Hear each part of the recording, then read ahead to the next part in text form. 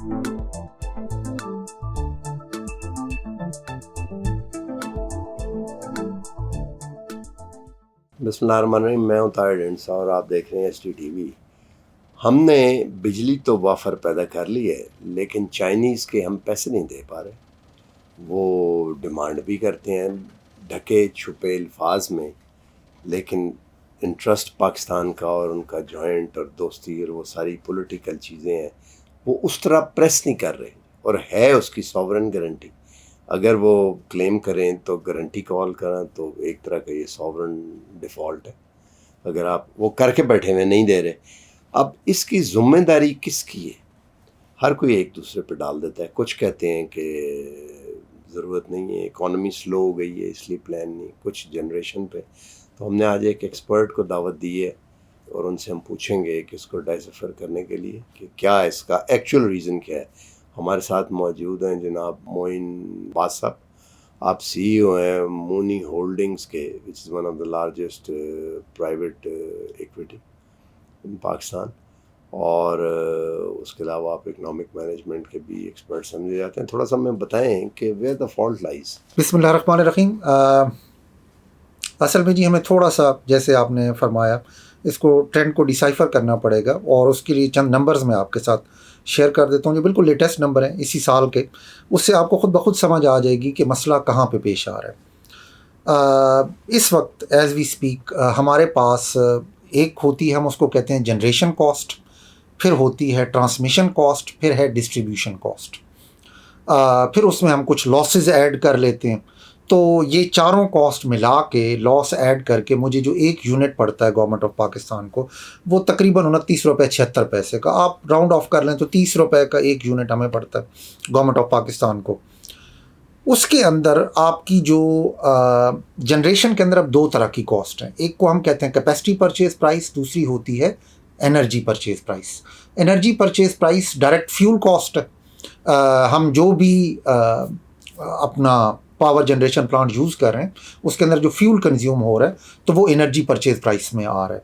और बाकी जो हमने वो प्लांट लगाया उसकी कुछ डेट पेमेंट करनी है, जिन लोगों ने इक्विटी में इन्वेस्ट किया उनको कुछ हमने डिविडेंड्स देने हैं, वहाँ पे कोई लोग हमने एम्प्लॉय किए हुए हैं उनकी सैलरीज हैं, बाकी और मिला जुला के मैनेजमेंट कॉस्ट जी आप कह सकते हैं मैनेजमेंट प्लस आपके debt payment plus financial cost. तो आप अगर देखें तो इस साल एक यूनिट का हमें वो पड़ता है वो तकरीबन 15 रुपये और 1 पैसे हमें ये जो कैपेसिटी परचेज़ प्राइस है ये पड़ती है, और जो एनर्जी परचेज़ प्राइस है वो हमें पड़ती है तकरीबन 6 रुपये और 71 पैसे। आप उसको 15 कर लें, इसको 7 कर लें, तो मेरी जो 29 रुपये या 30 रुपये की जो एनर्जी परचेज़ प्राइस है उसमें से 22 रुपये सिर्फ मेरे जा रहे हैं जनरेशन कॉस्ट में, और उसके में भी एक लाइन्स शेयर मेरा जा रहा है कैपेसिटी परचेज प्राइस में जो कि 15 रुपये बनता है। अब ये 15 रुपये मेरे ख्याल में ये बहुत ज़्यादा हैं और ज़रूरत से ज़्यादा हैं।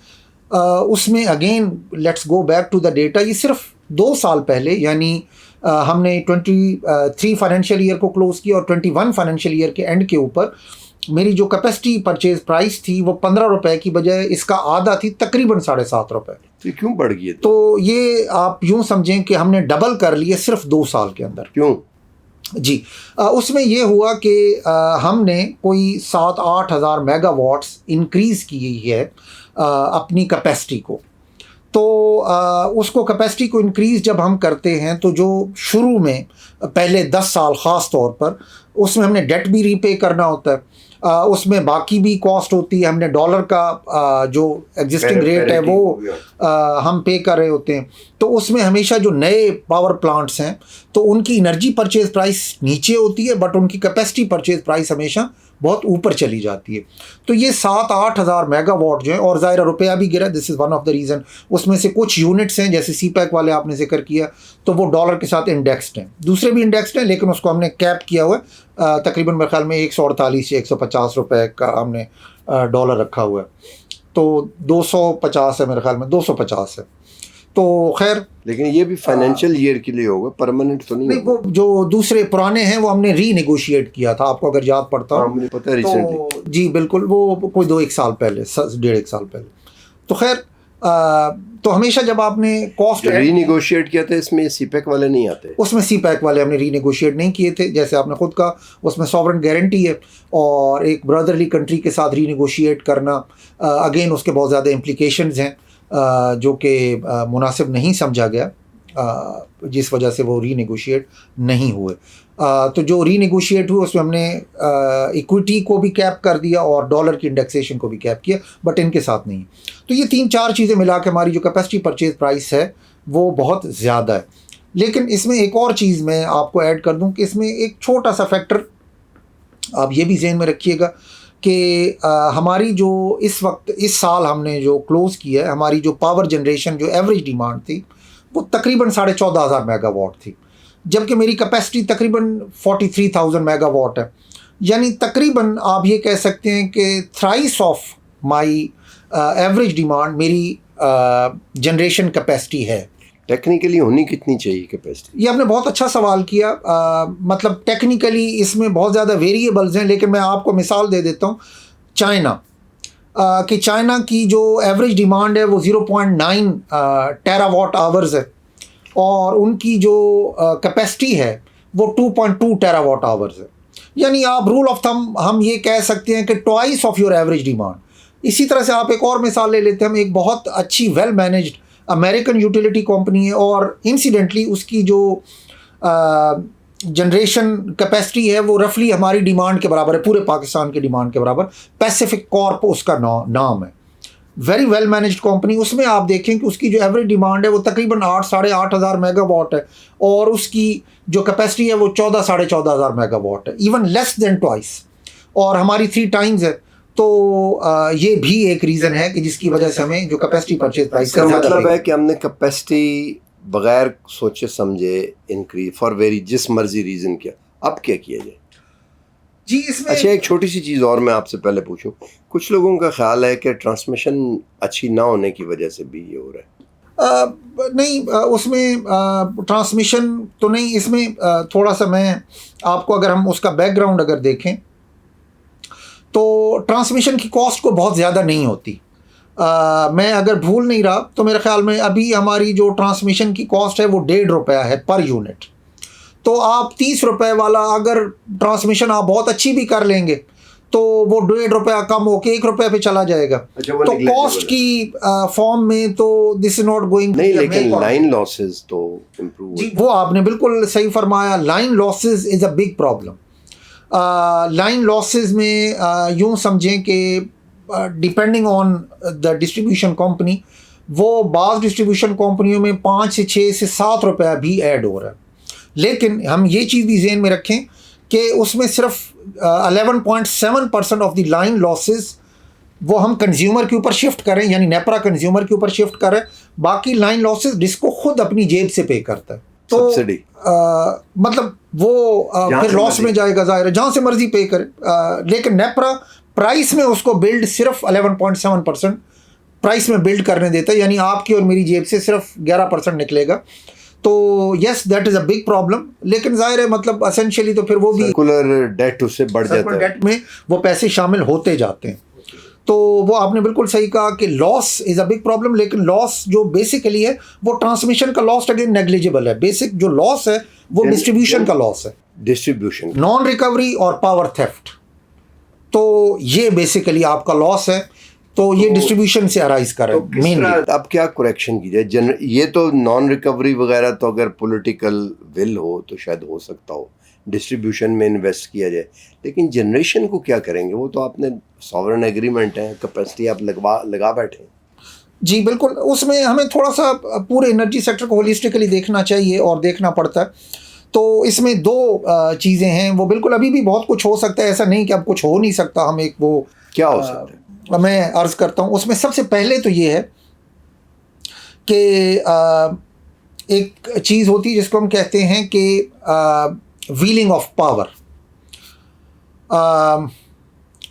और ये इसके ऊपर CPPAG ने काम भी बहुत किया था। वो है CTBCM, competitive trade bilateral contract market. यानी ये है कि आप ओपन अप कर दें मार्केट को। जब आप उसको ओपन अप करेंगे तो एज ए कंज्यूमर आपका दिल करेगा इस्लामाबाद में रहते हुए तो आप आइस्को से बाय करेंगे, आपका दिल करेगा तो आप किसी और एनर्जी कंपनी से बाय कर लेंगे, so on and so fourth. जिस तरह से डीरेगुलेटेड है, जिस तरह से आप है वो सिर्फ सोल उसकी मोनोपोली ख़त्म हो जाए। जी, उसकी मोनोपोली ख़त्म हो जानी चाहिए, बिल्कुल। अगर हम इस मॉडल को फॉलो करते हैं, अब इसमें हम आगे कितना पॉलिटिकल विल है, हम इस साइड पे जा रहे हैं या नहीं जा रहे, वो एक अलग बहस है। लेकिन बहरहाल so this is one of the way कि हम अब उसमें होगा क्या। मैं आपको नंबर्स के साथ ये अर्ज़ कर देता हूँ कि मिसाल के तौर पे एक कोटद्दू पावर कंपनी है, कैपको। अब उसका एक यूनिट अगर मैं परचेज़ करता हूँ तो वो मुझे पड़ता है, मैं मिसाल दे रहा हूँ, 50 रुपये का। कोटद्दू पावर कंपनी एफओ के ऊपर प्रोड्यूस कर रही है, 50 रुपये का यूनिट या 52-53 रुपये का यूनिट मुझे पड़ रहा है गवर्नमेंट ऑफ पाकिस्तान को। अच्छा, और मैं उसको कैपेसिटी परचेज प्राइस भी पे कर रहा हूँ। अब उससे मैं नेग्लिजिबल क्वांटिटी में अमाउंट वो यूनिट्स तो विदड्रॉ करता हूँ, बहुत कम, मतलब पूरे साल में 200-250 मेगावाट आप कर सकते हैं, इससे ज़्यादा नहीं होता। अच्छा, लेकिन क्या है कि उसकी कैपेसिटी परचेज प्राइस मैं दे रहा हूँ। अब उसको कैपेसिटी परचेज प्राइस कितनी मिल रही है? 2 रुपये मिल रहा होगा, 3 रुपये मिल रहा होगा 100 में से। अच्छा, अब अगर मैं उसको ओपन अप कर देता हूँ तो होगा क्या? अब अक्सर लोग ये सवाल करते हैं कि उससे तो फिर नुकसान हो जाएगा। बिल्कुल नुकसान नहीं होगा। अब यही जो कोटद्दू पावर कंपनी है, जिसको गवर्नमेंट 2 या 2.5 रुपये दे रही है, वो जब मार्केट में बेचेगी तो उसको 2 रुपये नहीं आ रहे होंगे, 3 भी नहीं आ रहे होंगे, उसको 15 या 20 रुपये आ रहे होंगे। आजकल की जो प्राइस है, रादर उसको एक यूनिट के 29-30 रुपये आ रहे होंगे। तो जब वो कैपेसिटी प्लस एनर्जी, जब वो उसकी जनरेशन कॉस्ट निकलेगी, तो उसमें जैसे हमने बात की कि ये एक पुराना थर्मल यूनिट है, बहुत पुराना 1980s का यूनिट है, तो इवन इसको पैसे ज़्यादा मिल रहे होंगे, आपको एनर्जी सस्ती मिल रही होगी, आपको एनर्जी ज़्यादा रिलायबल फॉर्म में मिल रही होगी, हम मार्केट में कंपटीशन पैदा कर रहे होंगे। और फिर क्या है कि इस तरह से अगर हम कैलकुलेट करें तो तकरीबन 200 से 250 बिलियन रुपए की कैपेसिटी हम ऑफलोड कर सकते हैं, और वो गवर्नमेंट को 200-250 बिलियन पे नहीं करना पड़ेगा। और इसी तरह से उन कंपनियों को जो कि हम सिस्टम से ऑफलोड करेंगे, वो कंपनियां ज़्यादा पैसे मार्केट से जनरेट कर रही होंगी अपनी एनर्जी बेचने के मद में। लेकिन हमने सिर्फ डीरेगुलेट करने और ओपन अप करना है। मिसाल के तौर पे हम ऑलरेडी कर चुके हैं टेलीकॉम सेक्टर में। आप चाहे तो नयाटेल का कनेक्शन ले लें, आप चाहे तो पीटीसीएल का कनेक्शन ले लें, आपको कोई रोकता नहीं। लेकिन उसमें तो इन्वेस्टर आया तो हमने डीरेगुलेट किया ना जी। अब इसमें ये अब आपने बहुत अच्छा सवाल किया कि इन्वेस्टर का आना शर्त है, लेकिन इन्वेस्टर करंट फॉर्म में आना बहुत मुश्किल है। हमें अगेन हम इशू क्या है, मैं अगेन वो दोनों आपको सारे एसेट क्लीन करके देने पड़ेंगे ना। जी बिल्कुल बिल्कुल बिल्कुल, आप दुरुस्त। वो जो है वन टाइम पैसा जो है वो 2-2.5-3 ट्रिलियन सर्कुलर डेट का, वो कहाँ से आएगा जो आपने उनको कैपेसिटी पेमेंट नहीं की हुई। आप ये कह रहे हैं कि पहले तो वो 4-5-6 अरब उसके ऊपर डॉलर इन्वेस्ट किए जाएं, फिर वो क्लीन होके करेंगी, तो ये तो बड़ा मुश्किल है। अच्छा नहीं, मैं वो जो बात कर रहा हूँ ना कि वो तो एग्जिस्टिंग कंपनीज हैं। जैसे मैंने कैपको का नाम लिया, तो कैपको तो ऑलरेडी इन्वेस्टर हैं उसमें, वो कंपनी रन कर रही है। बात नहीं कर रहा, तो मैं ये कह रहा हूँ कि जो डेट और इक्विटी पूरी तरह परफॉर्म नहीं कर रही, वो कहाँ जाएगी उसको। जी मैं अर्ज़ करता हूँ तो अगेन मैं वो थोड़ा सा कन्फ्यूजन दूर कर दूँ कि जो मैंने बात की ना कि हम अपने सिस्टम से ऑफलोड कर सकते हैं 250 से 300 अरब रुपया, तो वो मैं उन एग्जिस्टिंग कंपनियों की बात कर रहा हूँ, उसमें कोई किसी नए इन्वेस्टर की मुझे ज़रूरत नहीं है। हैविंग सेड दैट, मार्केट है जी, मार्केट है ना आपके सामने। मतलब इस वक्त बहुत बड़ी बड़ी जो हाउसिंग सोसाइटीज़ हैं, आपके बड़े बड़े जो इंडस्ट्रियल यूनिट्स हैं, तो वो बेचारे कैप्टिव पावर जनरेशन में या खुद प्रोड्यूस करते हैं, या फिर ये है कि वो हमारी डिस्ट्रीब्यूशन कंपनियों से या आपके गवर्नमेंट के उन जो प्लांट्स हैं उनसे परचेज़ कर रहे होते हैं, आपकी सारी बड़ी हाउसिंग सोसाइटियाँ राइट नाउ। तो खैर डिमांड तो बिल्कुल मौजूद है, और ये डिमांड बढ़ेगी जैसे जैसे कंपटीशन आप ऐड करते जाएंगे। मैं ये भी आपसे अर्ज़ कर दूं कि Pakistan is one of those countries जहाँ पे पावर डिमांड पर कैपिटल लोएस्ट है। आगे बढ़ेगा तो ये बहुत ज़्यादा इसके अंदर पोटेंशियल है। हमने लेकिन उसकी प्राइस वहाँ पे रखी हुई है कि जहाँ पे अब आप ये देखें कि पिछले तकरीबन 13-14 महीने, हर महीने मेरी जो पावर कंजम्पशन थी वो कम से कम होती जा रही थी, क्योंकि मैं प्राइस ऐड करता चला जा रहा था। तो ये बेसिक रीज़न है। तो अब मैं आपके सवाल की तरफ आता हूँ कि अब इन्वेस्टर के लिए बेसिकली मैं अगर किसी को रिप्रेजेंट कर रहा हूँ यहाँ पे, तो वो इन्वेस्टर को रिप्रेजेंट कर रहा हूँ। अच्छा, आप अगर गवर्नमेंट के इंसेंटिव्स देखें तो इससे बेहतर इंसेंटिव जनरेशन के लिए नहीं हो सकते। आप टैक्स फ्री है, और इसके अलावा पहले तो हम उनके जो इवन जनरेशन प्लांट था उसके ऊपर भी कोई टैक्स नहीं, उसकी कस्टम ड्यूटी भी ना होने के बराबर थी। तो मतलब मैं उसको लफ्ज़ इस्तेमाल करूँगा अंग्रेज़ी का कि ब्रेजनली प्रॉफिटेबल है। आप अगर अभी गूगल करें तो आपके हाईएस्ट डिविडेंड पेइंग जो स्टॉक्स हैं पाकिस्तान स्टॉक एक्सचेंज, सारी की सारी पावर कंपनीज हैं, वेल अबव 30%। इवन ये हमने कैपको का नाम लिया, निशात आप देख ले, सारी की सारी। And this is despite the fact कि जैसे आपने खुद जिक्र किया कि इनके कॉन्ट्रैक्ट हमने रीनेगोशिएट किए थे 1.5-2 साल पहले, इसके बावजूद भी वो ब्रेजनली प्रॉफिटेबल है, और फिर इनको टैक्स भी नहीं देना पड़ता ओवर एंड अबव दैट। तो अब मसला कहाँ पे है? मसला ये है कि आपका जो जनरेशन सेक्टर था उसको हाईली इंसेंटिवाइज किया, और आपका जो डिस्ट्रीब्यूशन सेक्टर था उसके पास कोई इंसेंटिव नहीं है। बल्कि इंसेंटिव तो क्या, नेगेटिव इंसेंटिव है कि आपकी जो डिस्ट्रीब्यूशन कंपनीज हैं वो as a tax collection agent ज़्यादा काम कर रही हैं, कि कई तरह के आपके बिजली के बिल में लग के आते हैं, तो जिसकी वजह से और फिर कई तरह के टैक्सेस भी लगते हैं, ड्यूटीज़, लेवीज़, पता नहीं क्या क्या कुछ।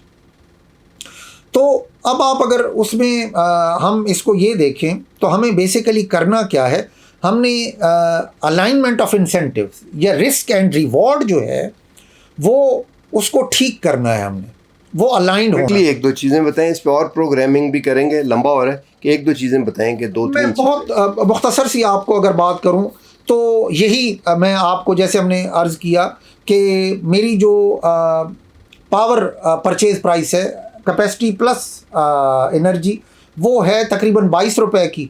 मेरी जो डिस्ट्रीब्यूशन की उसके अंदर जो कॉस्ट है वो 3 रुपए की है, यानी 73% मेरा जो पैसा जा रहा है पावर में जनरेशन को जा रहा है, और मेरा डिस्ट्रीब्यूशन को कितना 10% पैसे जा रहे हैं।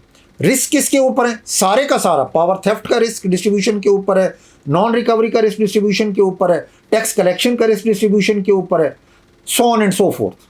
जनरेशन के ऊपर क्या रिस्क है? ज़ीरो, कोई रिस्क नहीं है उसके ऊपर, अपार्ट फ्रॉम द फैक्ट कि CPPG उसकी पेमेंट 2-2.5 महीने, 3 महीने, 6 महीने लेट कर देगी, बट वो भी सॉवरेन गारंटीज हैं, तो वो भी कितना लेट कर लेगी। अपार्ट फ्रॉम दैट जनरेशन के ऊपर कोई रिस्क नहीं है, बट उसके रिवॉर्ड्स बहुत ज़्यादा हैं, और डिस्ट्रीब्यूशन इससे टोटल उलट है। बिल्कुल ठीक है। तो बॉटम लाइन ये निकली कि जो सेक्टर हैं उनको दोबारा से बैलेंस करने की ज़रूरत है।